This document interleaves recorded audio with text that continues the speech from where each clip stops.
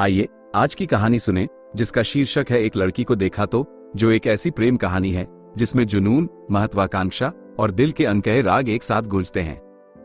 ये कहानी है दिल्ली के दो चमकते सितारों की।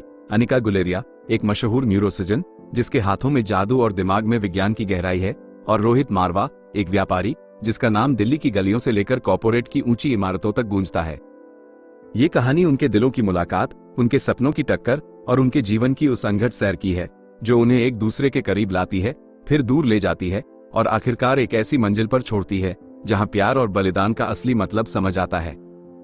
दिल्ली की सर्द रात थी, नवंबर का महीना, जब हवा में हल्की ठंडक और कोहरे की चादर बिछने लगती है। रोहित मारवा अपनी काली मर्सिडीज में बैठे थे, जो दिल्ली के कनॉट प्लेस की भीड़ भाड़ से निकलकर एक शांत रास्ते की ओर बढ़ रही थी। उनके चेहरे पर थकान थी, लेकिन आंखों में एक चमक थी, वो चमक जो तब आती है जब आपने एक और बड़ा सौदा पक्का किया हो। रोहित, दिल्ली के सबसे बड़े बिजनेस टाइकून, जिनकी कंपनी मारवा इंडस्ट्रीज ने रियल एस्टेट से लेकर टेक्नोलॉजी तक हर क्षेत्र में अपना लोहा मनवाया था, आज फिर एक नई ऊंचाई पर थे।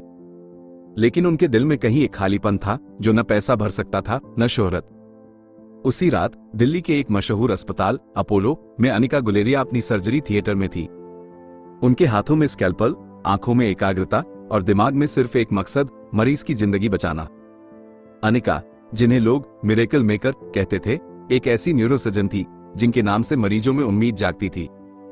उनकी उंगलियां मस्तिष्क की नाजुक नसों पर नाचती थी, जैसे कोई वायलिन वादक सांस के तारों पर जादू बिखेरता हो। लेकिन आज की सर्जरी खास थी। मरीज एक छोटी बच्ची थी जिसके दिमाग में ट्यूमर था। 12 घंटे की सर्जरी के बाद जब अनिका ने आखिरी टांका लगाया और मॉनिटर पर बच्ची का दिल धड़कता दिखा, तो उनकी आंखों में आंसुओं की एक हल्की चमक उभरी। रोहित की कार अस्पताल के सामने रुकी। वह अपनी मां को लेने आए थे, जिनका रूटीन चेकअप था। लेकिन जैसे ही वो लॉबी में दाखिल हुए, उनकी नजर अनिका पर पड़ी।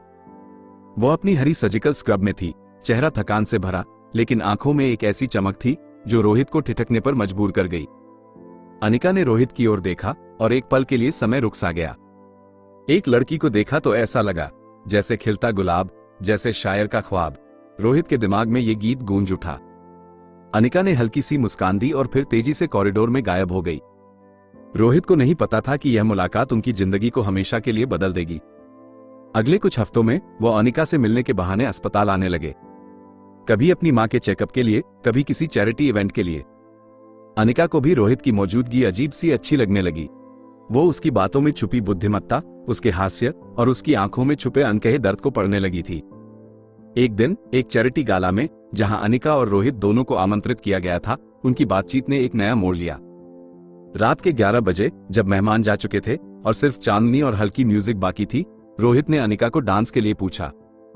अनिका ने हंसते हुए मना किया, मुझे डांस नहीं आता मारवा साहब, मैं तो सिर्फ स्कैल्पल चलाना जानती हूँ।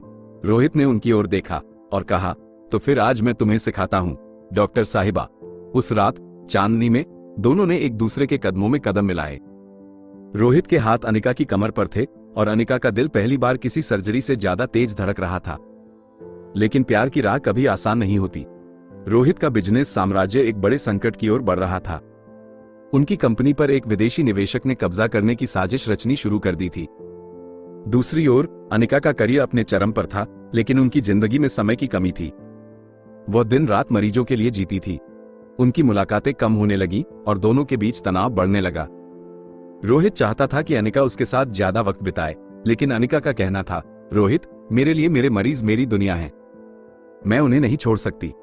एक रात जब रोहित ने अनिका को अपने ऑफिस की छत पर बुलाया, बातें तीखी हो गईं।